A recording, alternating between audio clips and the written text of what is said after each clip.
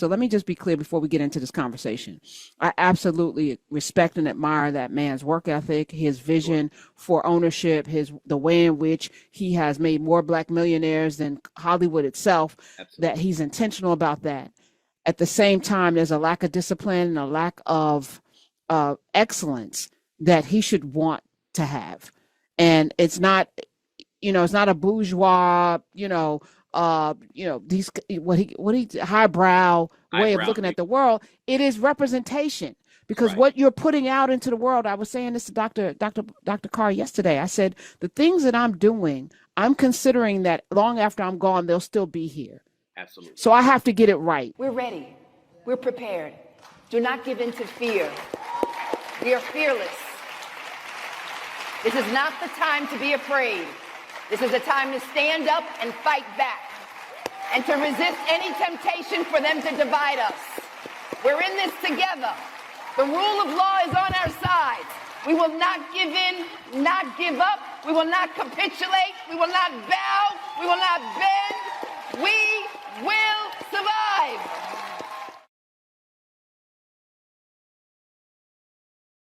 He said Perry's serving an audience that is underserved by Hollywood, he argues. And he says, and he's speaking as a Black man in America, he says especially Black Southern women who don't see themselves in Hollywood fare. He says his grandmother loves this stuff. And then he says, quote, I can't watch it without cringing. Yeah. What do you take of that? Is it just out of bounds off the whole conversation, or is there something there that you deal with? First of all, he's brilliant. Like I've watched him. I pay attention to him. He's brilliant. However, I can understand why he doesn't relate to it, because there's a highbrow level of Negro who doesn't understand what I do and how I do it. And there's this need to look down upon it, to make themselves feel a certain way about it, rather than embracing and understand what it is, because there's a sense of moving away from where we come from, forgetting that our mothers were actually maids and grandmothers were maids and helped, and all the things that we had to do to get us to be in the place that we're in. Moving away from where we come from. Welcome back. Hottest show in the galaxy. It's the Karen Hunter Show. We are here on Sirius XM Urban View. We're talking powers and becomes action. Dr. Daniel Black is here. I have a lot of thoughts on this. I do too. Yes. Please, I want to hear your thoughts, because it may shift how I feel about it. Yes, ma'am. I'm going to say two things. First of all, the issue here has nothing to do with highbrow Negroes, right? I think that's important to say. The main issue is one thing.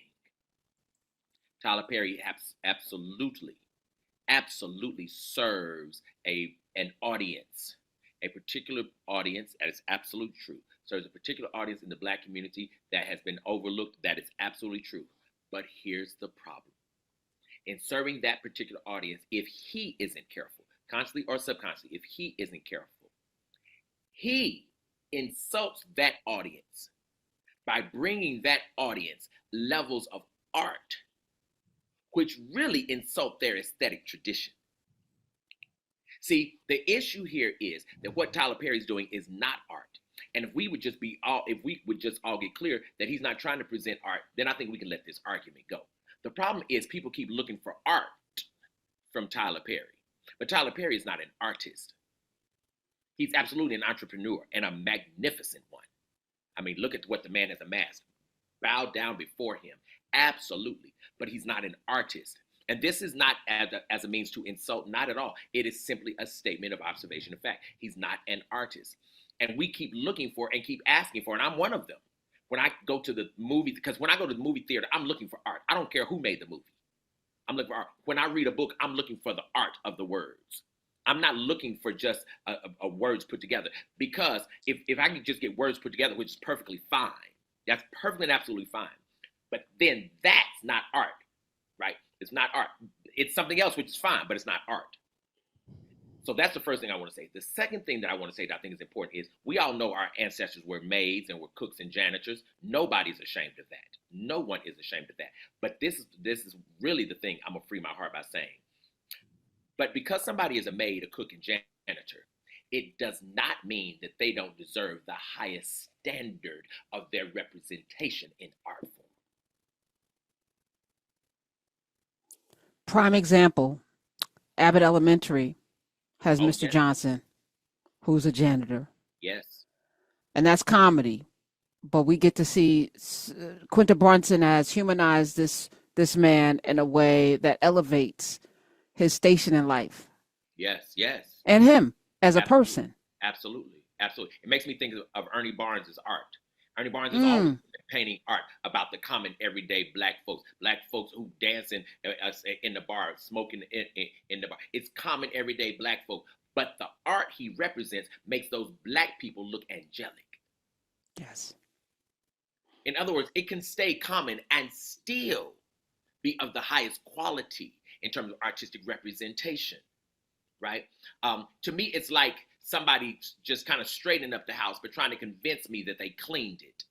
See, black people know, Come, please say that. ma'am, Please. Mary, black people Say know the it. difference between straightening up a house and cleaning one. We know the difference. We know the difference.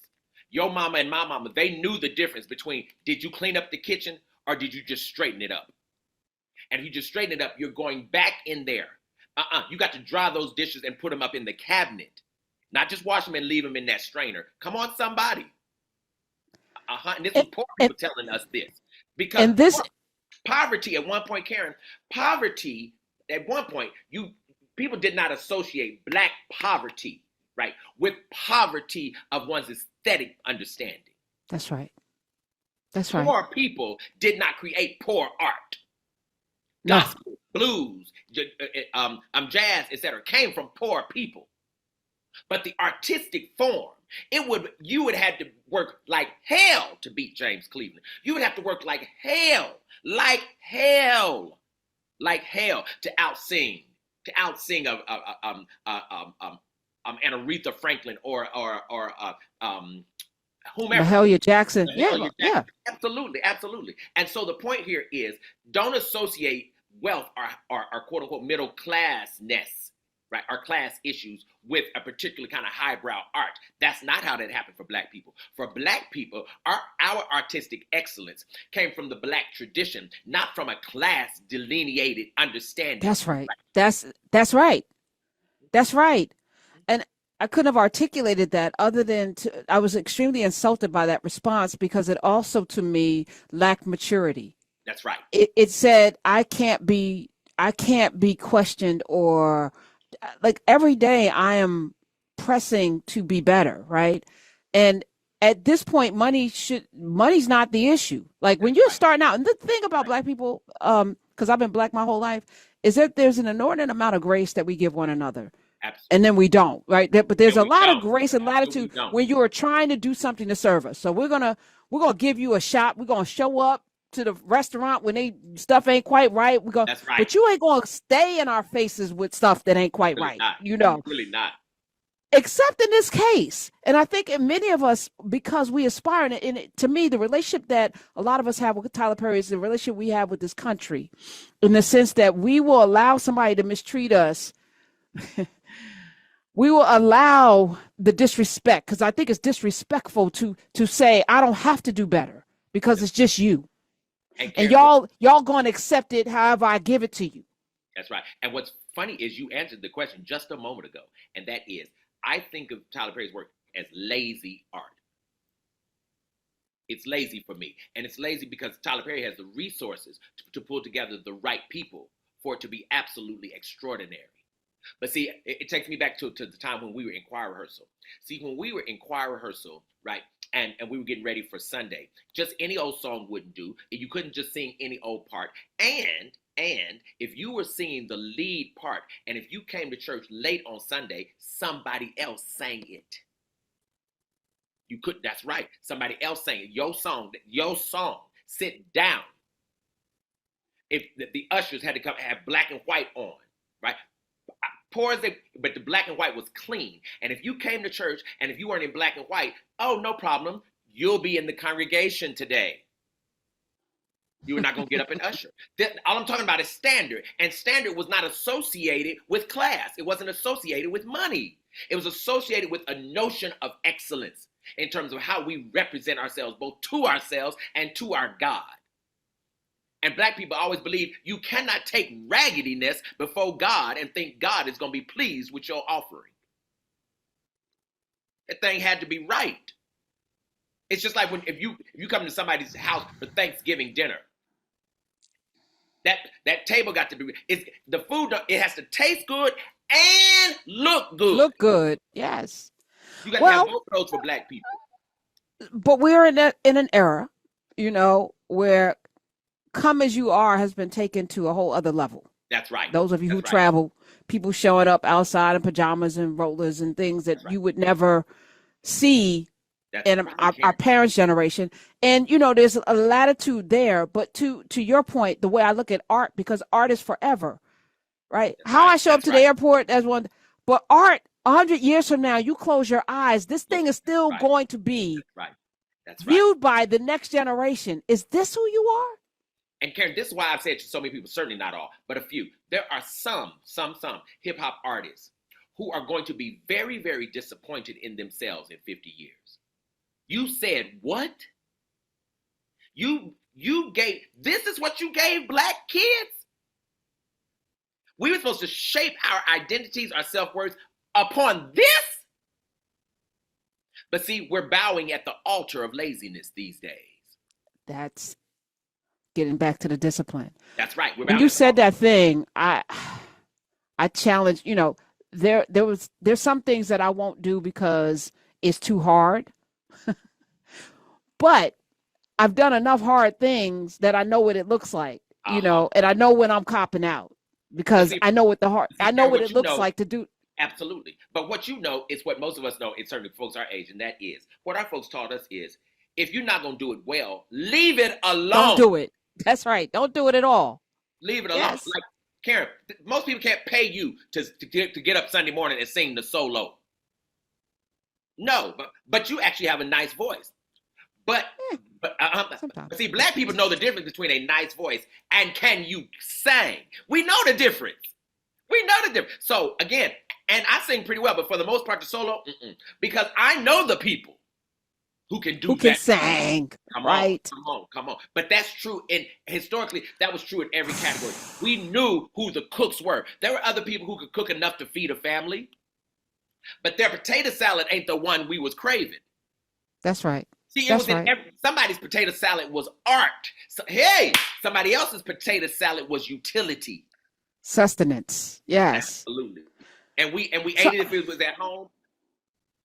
And now we got auto tunes and AI. That's right. And people feel like, I could just, and I was smiling the other day because, AI is going to be replacing blah, blah, blah, blah, blah. I sat down to write because I don't write as often as I used to. And I'm not an artist the way you are in the writing. I'm technician. But when I sit down to do it, there's a feeling that comes over me. Absolutely. And I know it's good, right? Absolutely. And there's a feeling, and I can't describe it, and I can't tell you how to do it, but it only comes in the doing. That's it. Like I can't just sit there. I can't just say, boom, I'm just going to be magic today. It's in the process of doing it. I may get to chapter 10 and something will hit me and I'll get these tingles and I'm like, I know this is good. And then it makes me go back and make everything else good. But it only comes in the doing. And I think because we have auto tunes and all these other ways that can make us have a facsimile of that. Absolutely. That we never get to that point and we never push past the mediocrity to get to the excellence. And because we're in a world where mediocrity is enough, is good enough. Well, I'm as good as this person, but are you the best you can be? Is this the best you can do? That's the question I have for Tyler Perry. Is this the best you could do? And if you're telling me this is the best you could do, then I'm gonna shut up. But I actually think you can do better. And you've gotten to a point where you don't have to do better. So why do better? Because 100 years from now, your children's children are going to pick that up. Does that represent the best you can do? And the problem is when you're mediocre so frequently, that is your normal. That's your norm. That's your standard. That's the problem. So when you do something that you think is great, it's still only okay. That's right. It's just okay. But it's great because you've sucked so bad that if you do something that looks, it is still not as good as it could That be. is still not. Because, Karen, we're thinking that revision is announcement of failure nowadays. Revision is part of the process of excellence. I remember, Karen, one time I might have been 13 or so, and we were planting one year. And first of all, I didn't want to do it. I was tired of being out there. I was 13. You know, you would get out, this goes, right? So, you know, we had made some rows. So I'm there. I'm putting the seeds in the ground. I don't want to be there. You just throwing them like you at a I'm wedding. throwing them in the ground. Let me take tell you this. something. What's funny, my father came outside and the seeds were already in the ground, but the row wasn't straight. You know what Harold Black said to me? Dig it up.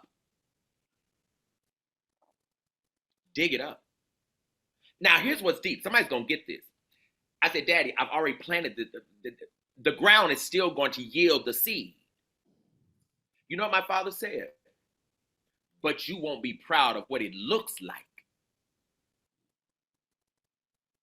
Which means you won't. Girl, that's another level. That's another level. And I said, and in my head, I was like, so what? But you know what he's saying? That means that you won't care for it as carefully. Because when it looks raggedy, it doesn't demand excellence in its maintenance. Daddy made me dig. I'll never forget that. Dig up those seeds, get them out the ground, smooth this out, and make that row right. Now, my father was a hard man, y'all. That was a hard man. Make it right. But when it sprouted, and it was in a row, almost like you could shoot a bullet across them. The pride I had, I cannot describe it to you. So let me say something about Papa Black. As I sit before his seed. Yes, ma'am. Well done. Look at you. Wow. Look at you. Look at you. Wow. My God. Lord have mercy. But it's just what you're saying. The problem here is we're trying to figure out how mediocrity can be included in excellence just because somebody has spent a long time on it. It is not to be. And if we could just be all right with that, if we could say, listen, this right here, this is not art. We're not trying to do art. We can be fine. Trying to call it art is what keeps because then what somebody's going to have to say is, you know, you can put a lot of effort forward and still not be excellent. And that is correct. Yes. Well, I've been working all day on it. It's still not good. It's still not good enough. It's okay. You know, that's something some people need to sit with. We had movie night, and I played Richard Pryor, who had a TV show. Dr. Carr mentioned it, and so I was like, I was there for that. Let's go back. Yeah, let's go back, because the writing on that, I haven't seen it matched yet, right? Then we watched Book of Eli together, and Dr. Carr also set the table, and somebody came up to me and said, you know, I had never wanted to watch it, but the way Dr. Carr described what we were about to see made me, and it just gave a whole new perspective, which is why we need community. This is why we need instructions and instructors, and this is why you go to school to get, but if your professors aren't like this, don't even waste your time, because everything else is cosplaying at this point. Right. But I just want to say thank you, because you're right. Education or knowledge is to be examined and re-examined and you know, if you just think I'm right and everybody's buying it, so it's good enough because everybody's buying it. People have I just watched CBS Sunday Morning. The dialysis places are plentiful in our neighborhood because people eat junk every day. People put garbage in their bodies, and that's why they have high blood pressure and diabetes and all of the things, and got to get their dialysis. And some people have had bad things happen without their control. But the majority of people that are taking these medicines have done something to themselves. It's true. So I'm saying that just because it's plentiful, this McDonald's serving 50 billion hamburgers doesn't make it good. It does not. It does not. In fact, it probably makes it bad because excellence rarely has company. And I didn't say never, but rarely. Because most people want the fruit of excellence, but not the existence of it. Not the work of it. Yeah. So if you Dr. ever want Black is here. excellence, you don't ever have to worry about fighting other people for it. There's a lot of space out there for it. A lot of space. So, and I bring this up because as we move into this era that we're in, you know, being in community with you and all of these beautiful people, 250 of us in Galveston, and the reaction, even the resort was like overwhelmed by our presence. And again, regular ass people from all walks of life doing all. I don't know what half of y'all, most of y'all are doing for a living, but in that moment it didn't matter, right? There's bus truck drivers and doctors all in the same room, and I didn't know who was who. But there was a consistency in the way in which we showed up for each other. Yes. And that's the way forward, because it did shift the universe. It made people want to know, how do I become a part of it, or what is going on here? It's this disturbing my spirit to the point where I got to react because of how we just moved. And I just imagine us doing that in every area, you know, and we ain't got to beg or ask anybody to see us or to value us or validate anything that we do. We just need to validate it in ourselves and then treat one another accordingly. But I wish, you know, he would stop being offended. If you're offended by people, nobody's criticizing anything other than you not doing your. And if this is your best, then please hand over the scripts to people who can write. That's all. Who can direct and who. And it shouldn't take 2 days to do something when it takes 10 years for an oak tree to produce an acorn. Like at some point we're gonna have to recognize that. And it's fun when it's Medea. But you're dealing with some really serious topics that, you know, while the acting of a Taraji P. Henson can overcome bad writing, there's still some things missing that would make this even more impactful. Absolutely. It's absolutely true. It is completely and absolutely true. And some of this, not all, but some of this also is because now, right, we are outside of the confinements, if you will, of an African-centered aesthetic order. Because if we were in an African-centered aesthetic order, there are built-in means, there are built-in ways that Black people used to do the correction to get you to if you in your right lane. Like if you were ushering but you were mean, folks would say, "Hey, sweetie, come here a minute, honey. That's not your calling." We're ready. We're prepared. Do not give in to fear. We are fearless. This is not the time to be afraid. This is a time to stand up and fight back and to resist any temptation for them to divide us. We're in this together. The rule of law is on our side. We will not give in, not give up. We will not capitulate. We will not bow.